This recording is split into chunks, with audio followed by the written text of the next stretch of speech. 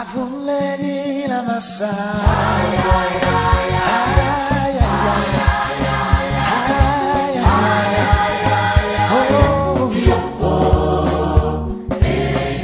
C'est une immense joie de vous savoir là. Au moment de cette émission, tu dois comprendre comment sur Radio Solution et Solution TV. Nous continuons avec la même thématique, la loi de la semence et de la moisson, tirée de Galates chapitre 6, verset 7. Ne vous y trompez pas, on ne se moque pas de Dieu. Ce qu'un homme aura sémé, il le moissonnera aussi. C'est la parole de Dieu. La dernière fois, nous avons parlé d'Onésime, cet esclave qui est au service de Philémon, qui s'était enfui. On ne sait pas comment, mais ce que nous savons, il s'est retrouvé à Rome, auprès de Paul.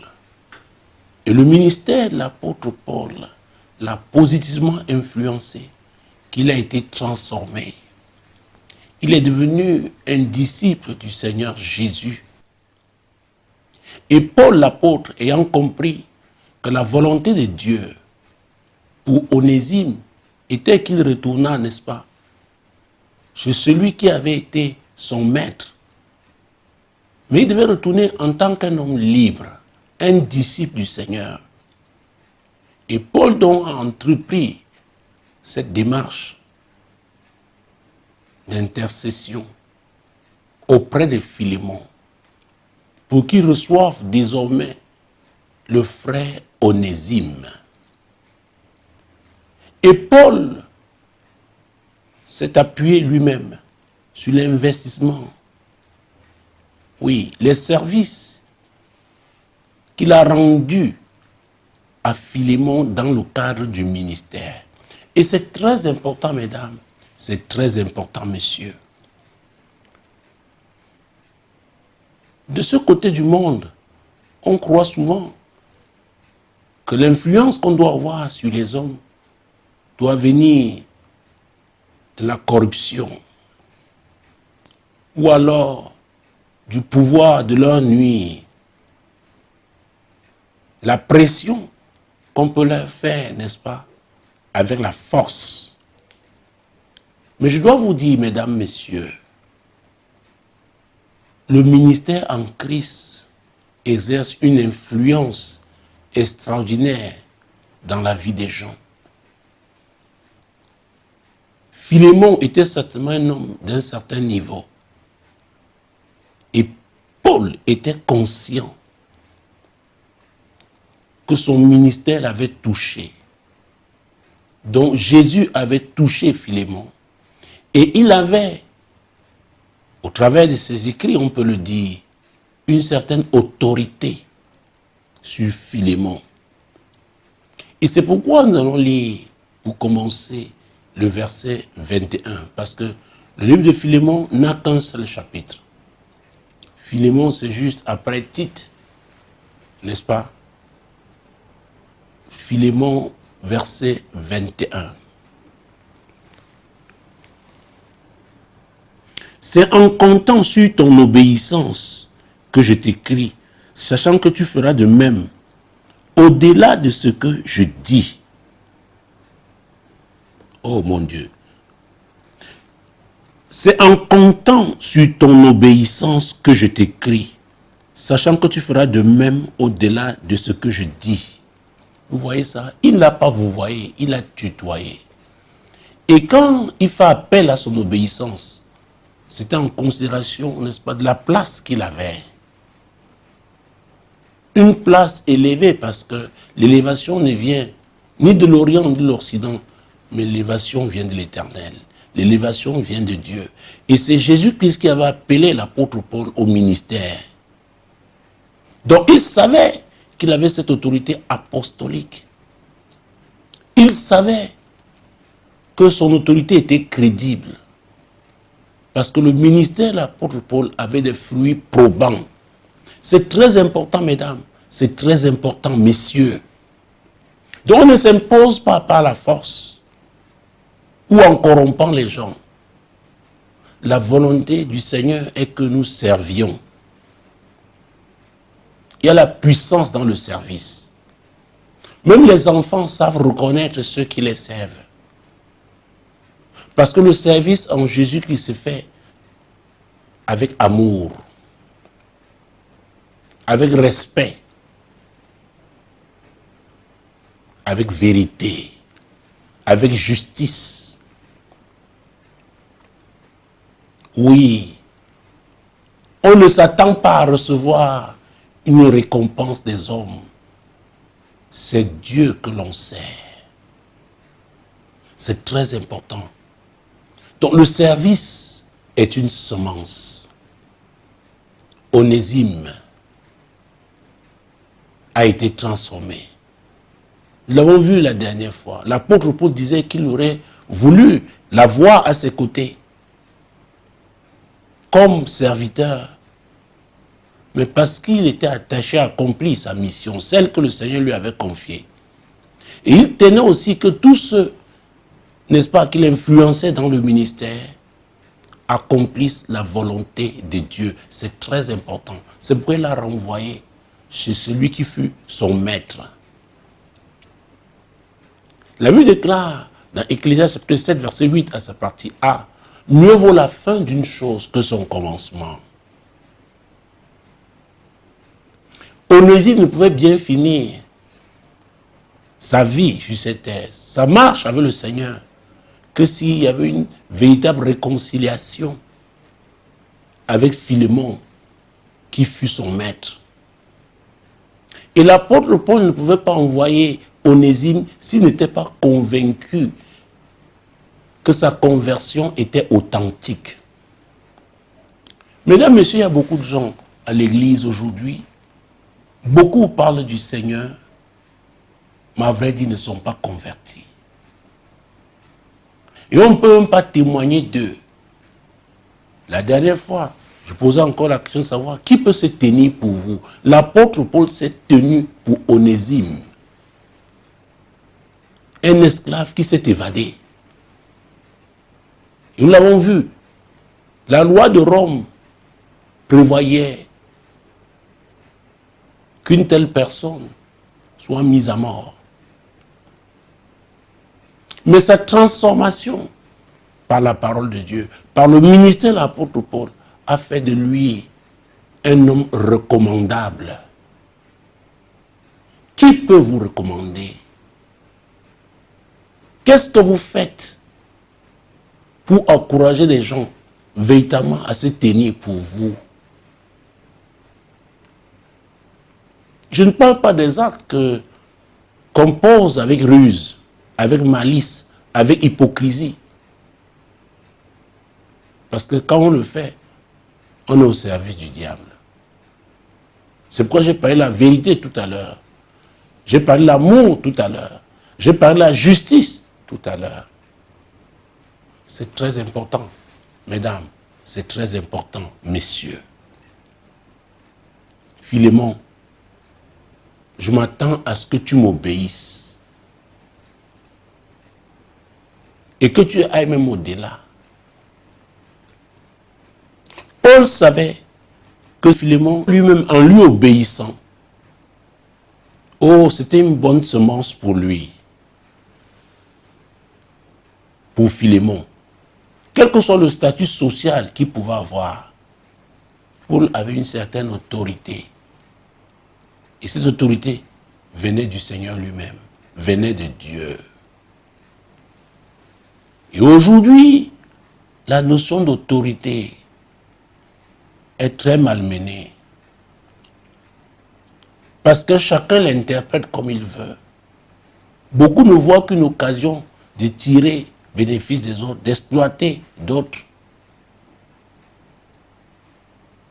de chosifier d'autres, d'écraser d'autres. Toute autorité doit d'abord servir. Et le service là est une bonne semence. Donc on ne peut pas avoir un certain type d'influence sur les gens si on ne les a pas servis. Ce n'est pas possible. Et cette influence-là, même si on l'a, elle n'est pas authentique. Elle est éphémère. Et quand nous lisons les écrits de Paul, nous allons prendre juste quelques références pour parler de ceux-là qui ont été proches de lui. Comment il les a appelés. Ouvrez avec moi 2 Timothée. Donc nous étions dans Philémon, revenez sur la gauche, vous verrez Tite. Après Tite, ce sera 2 Timothée. Ou alors commençons avec Tite, pourquoi pas? Parce que c'est un des fils d'ailleurs de l'apôtre Paul. Tite chapitre 1, verset 4. C'est Paul qui écrit. À Tite, mon enfant légitime, en notre commune foi, que la grâce et la paix te soient données de la part de Dieu le Père et de Jésus-Christ notre Sauveur. Je reprends, c'est très important. À Tite, mon enfant légitime en notre commune foi, que la grâce et la paix te soient données de la part de Dieu le Père et de Jésus-Christ notre Sauveur. Il tutoie Tite. Il dit que c'est son enfant légitime dans la foi. Cette commune foi en Jésus-Christ. Mon enfant légitime. Qui peut vous appeler enfant légitime? On ne se lève pas un matin pour qualifier quelqu'un de son enfant légitime. Non. Il y avait un type de relation que Paul entretenait avec Tite. Une relation dans le Seigneur. Tite était quelqu'un de soumis. Tite était un disciple du Seigneur. Vous ne pouvez pas dire que vous êtes soumis au Seigneur que vous ne voyez pas, à Dieu que vous ne voyez pas, et désobéir aux autorités que Dieu a établies sur vous. Ce n'est pas possible. Et une autorité établie par Dieu sera crédible. C'est pourquoi nous avons beaucoup de problèmes dans le ministère aujourd'hui. Nous sommes éloquents, nous citons les passages bibliques en tant qu'apôtres, prophètes, évangélistes, pasteurs, docteurs. Oui, en tant qu'intellectuels, parfois avec de grands diplômes. Mais ce n'est pas de cela qu'il s'agit. Il s'agit d'abord du cœur. Il s'agit d'abord du cœur. Un cœur qui a été transformé par la parole de Dieu. Et quand une telle personne est élevée par le Seigneur, et maintenant, n'est-ce pas, engendre des enfants, vous savez que la reproduction se fait selon l'espèce. Ces enfants-là, on verra leur père vivre en eux. On verra les fruits. C'est pourquoi Jésus-Christ, on ne peut pas parler de lui s'il n'a pas transformé notre vie. Si nous n'avons pas laissé qu'il nous transforme, ce n'est pas possible. Nous ne pouvons pas devenir leader crédible. Ce n'est pas possible. Donc, s'agissant de Tite, il dit, mon enfant légitime, oh mon Dieu, mon roi, en notre commune foi. Foi en qui? En Jésus. Nous pouvons continuer. Allons alors dans 2 Timothée, Jésus-Christ de Nazareth, chapitre 2, mon Dieu, mon roi. Oh, prenons le premier verset. Toi donc, mon enfant, fortifie-toi dans la grâce qui est en Jésus-Christ. Oh, fortifie-toi en Jésus-Christ. L'apôtre Paul ne pouvait pas le dire si lui-même n'était pas en Jésus-Christ. Donc le jeune Timothée a vu Jésus dans la vie de Paul, son père légitime dans la foi. Donc l'autorité doit prêcher par l'exemple. Ne dites pas, faites ce que je vous dis, ne faites pas ce que je fais. Non, l'apôtre Paul disait, soyez mes imitateurs, car moi-même j'imite Christ. Oui, madame, oui, messieurs. Nous parlons de la semence et de la moisson. Cette thématique est tirée de Galates chapitre 6, verset 7. S'agissant toujours de Timothée, restons dans 2 Timothée. Oui, 2 Timothée chapitre 1. Versets 1 et 2. Paul, apôtre de Jésus-Christ, par la volonté de Dieu, pour annoncer la promesse de la vie qui est en Jésus-Christ. Ah, il parle de lui. Voilà l'introduction de ce chapitre. Maintenant, il s'adresse à quelqu'un. À qui? À Timothée, mon enfant bien-aimé. Mon enfant bien-aimé. S'agissant des titres tout à l'heure, il a dit mon enfant légitime. Légitime dans la foi. Que la grâce, la miséricorde et la paix te soient données de la part de Dieu le Père et de Jésus-Christ notre Seigneur. Vous voyez? Un père prie pour ses enfants. Il va prier au nom de qui? De Jésus.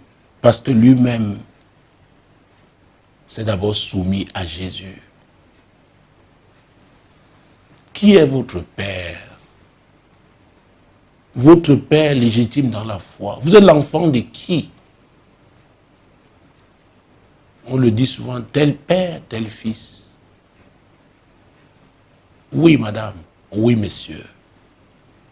Qui vous a engendré dans la foi? Parce que nous parlons de la loi, la semence et la moisson. Il y a un type d'impureté que les gens, n'est-ce pas, ont et vivent avec, je dis dans la foi, un type d'impureté venant des parents dans la foi. C'est pourquoi l'apôtre Pierre, dans Actes chapitre 3, verset 19, il avait dit, repentez-vous et convertissez-vous. Abandonnez votre ancienne manière de vivre et maintenant embrassez la vie du royaume et qu'on voit les fruits. Qu'on voit les fruits. Parce que en grandissant dans cette vie du royaume, vous allez aussi faire des enfants dans la foi. Oui. Oh mon Dieu, mon roi. 1 Timothée maintenant, chapitre 1, versets 1 et 2. Paul, apôtre de Jésus-Christ, par ordre de Dieu notre Sauveur, et de Jésus-Christ notre espérance. Vous voyez, Paul rappelait toujours le fondement de son ministère. Ce n'est pas une école biblique qu'il avait appelée. Ce n'est pas une religion qu'il avait appelée. Encore qu'il avait été brillant dans la religion de ses pères. Mais cette fois-ci, il parle du Créateur. Il parle de Jésus-Christ. Il dit que c'est le Seigneur qui l'a appelé. Et il s'est laissé transformer. Maintenant, il s'adresse à qui? Toujours à Timothée. À Timothée, verset 2. Mon enfant légitime en la foi. Écoutez, il avait confiance en Timothée. Timothée savait que Paul l'aimait. Leur relation avait un fondement divin. Oui. Il n'y avait pas d'hypocrisie. Il n'y avait pas de ruse. Il n'y avait pas de malice. Alors, il continue. Que la grâce, la miséricorde et la paix te soient données de la part de Dieu le Père et de Jésus-Christ, notre Seigneur. Donc, son enfant, ou alors ses enfants légitimes dans la foi, que ce soit Tite ou Timothée, encore qu'ils n'étaient pas les seuls. Paul savait que c'était des enfants que Dieu lui avait donnés. Et des enfants qui ont accepté cette relation, se sont soumis au principe de Dieu. Et la relation était si forte, était solide. Une relation authentique, vraie, pure. Mon Dieu, mon roi. Et vous savez, l'apôtre Paul a passé son temps à servir. Là, nous avons pris quelques exemples. Nous avons vu Philémon, on parlait de Tite, de Timothée, on aurait pu parler de Paphrodite et un certain nombre de personnes. Vous savez, il y a une église, celle d'Éphèse. Paul y a passé 3 ans et une relation particulière, n'est-ce pas, est née, a grandi entre Paul et cette église. Qu'au moment de faire ses adieux à cette église, l'atmosphère était très lourde. À cause, n'est-ce pas, des émotions. Parce que Paul leur disait qu'il ne se verrait plus. Actes, chapitre 20. Mon Dieu, mon roi. Actes, chapitre 20. J'espère que vous avez votre Bible avec vous pour que nous lisions ensemble. Si vous ne l'avez pas, notez ces passages bibliques pour les méditer. Nous sommes dans Actes, chapitre 20. Commençons avec le verset 32. Et maintenant, je vous recommande à Dieu et à la parole de sa grâce, à celui qui peut édifier et donner l'héritage avec tous les sanctifiés.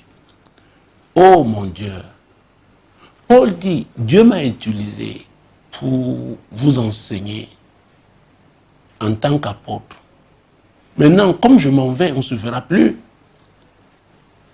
Je vous recommande à Dieu. Vous ne m'appartenez pas. Dieu m'a juste utilisé. J'ai été un canal. Je vous recommande à Dieu. C'est une prière.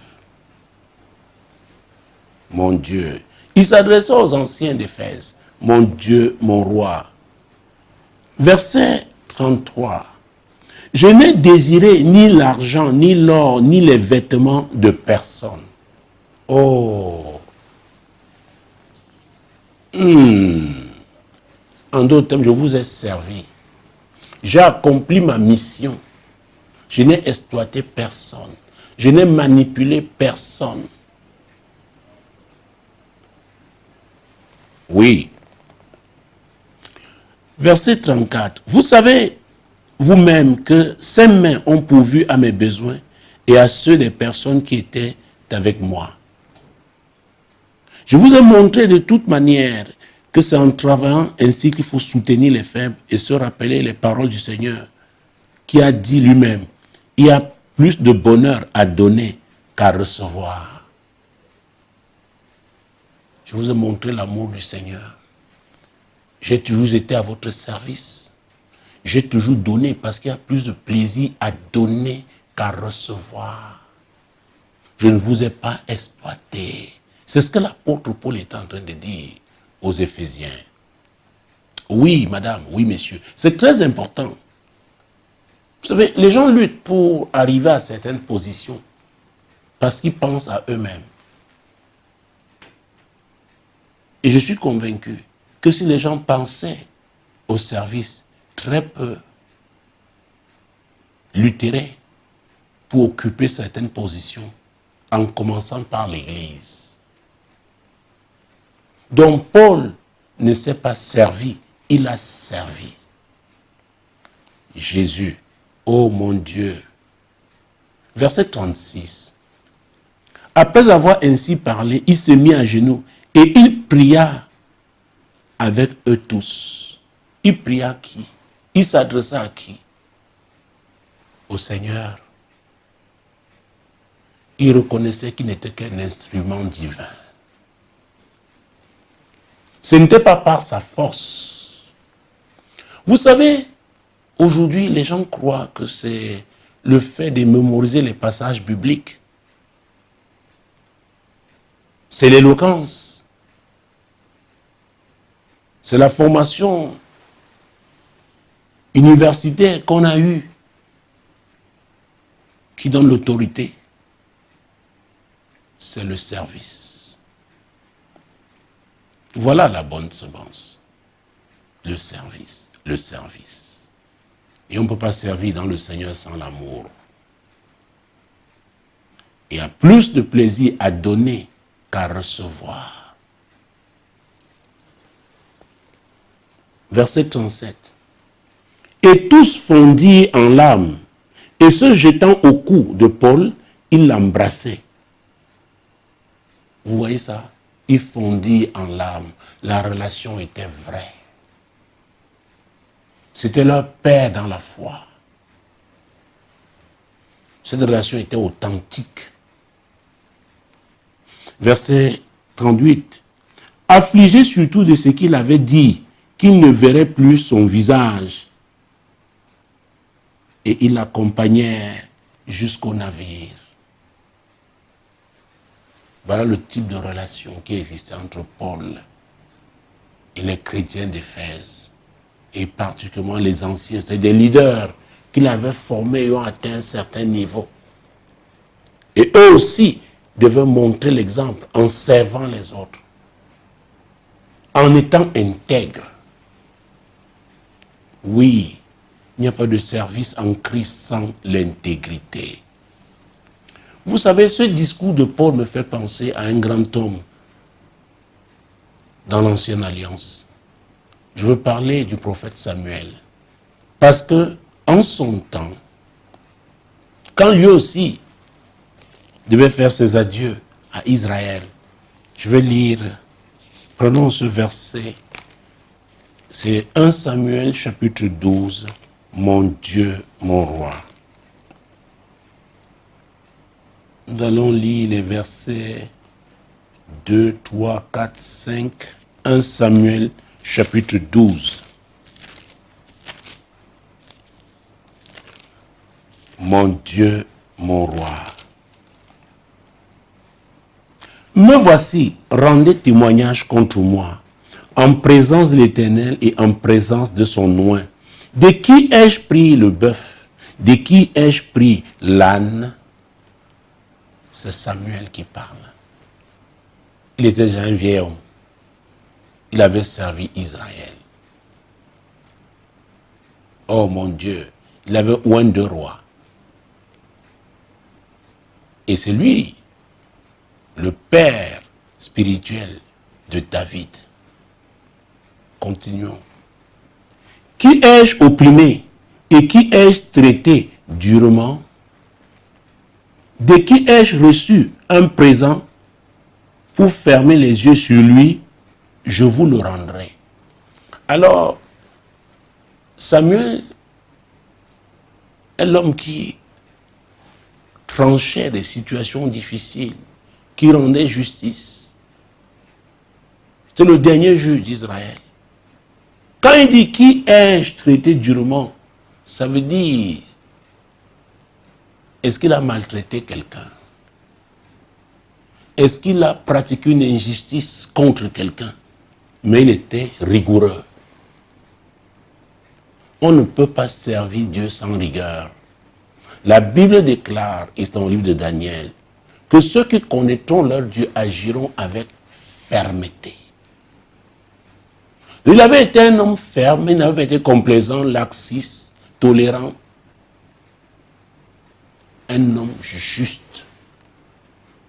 Et il a appelé le peuple. Je vous donne la liberté de vous exprimer.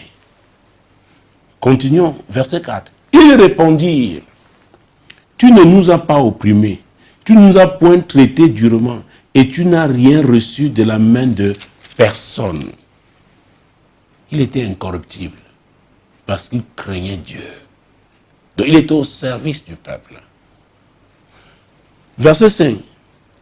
Et il leur dit encore, l'Éternel est témoin contre vous, et son oint est témoin. En ce jour que vous n'avez rien trouvé dans mes mains. Et il répondit, ils en sont témoins. Mesdames, messieurs, nous avons parlé en commençant cette édition de Philémon, d'Onésime, de Paul. Paul qui avait reçu son autorité du Seigneur, il avait été ferme, mais il a servi avec amour. Il a refusé la corruption. Et c'est lui qui avait dit, j'ai combattu le bon combat, j'ai gardé la foi, j'ai achevé la course. Donc, quand on parle des relations entre un maître et son serviteur, ce n'est pas une relation d'injustice, ce n'est pas une relation d'oppression. Et c'est pourquoi, pour sortir de cette édition, je rappellerai ce que Paul a dit, mon Dieu, mon roi, dans Colossiens, chapitre 3, verset 22. Parce que cette notion d'autorité est très mal perçue en Afrique, très mal interprétée en Afrique. Colossiens chapitre 3, versets 22 à 24. Serviteurs, obéissez en toutes choses à vos maîtres selon la chair, non pas seulement sous leurs yeux, comme pour plaire aux hommes, mais avec simplicité de cœur, dans la crainte du Seigneur. Quand il dit dans la crainte, c'est-à-dire des hommes comme vous, mais Dieu les a placés à une position d'autorité. Donc, on doit leur obéir sincèrement. On ne doit pas tricher. On ne doit pas faire semblant. Et pour finir, tout ce que vous faites, faites-le de bon cœur, comme pour le Seigneur et non pour des hommes. C'est-à-dire, faites-le avec crainte. La crainte de Dieu. L'apôtre Paul s'adresse ici aux serviteurs. Écoutez, si vous n'avez jamais servi, il vous sera difficile d'être une autorité crédible demain. Alors vous qui aspirez à de hautes responsabilités, commencez à méditer aujourd'hui, oui, sur votre manière de servir. L'apôtre Paul disait que nous devons servir ces hommes élevés en dignité comme si nous servions le Seigneur lui-même. Ça peut être dans le cadre professionnel. Oui, ça peut être à l'église. Ça peut être dans un cadre associatif. C'est très important. La relation entre le maître et le serviteur. Sachant que vous recevrez du Seigneur l'héritage pour récompense. Servez Christ le Seigneur. Oh mon Dieu. Donc en servant honnêtement les hommes que Dieu a élevés en dignité, c'est Christ que vous servez et il va vous récompenser. Demeurez bénis en continuant de regarder Solution TV, la solution chez vous, et en continuant d'écouter Radio Solution, la voix du royaume. Shalom.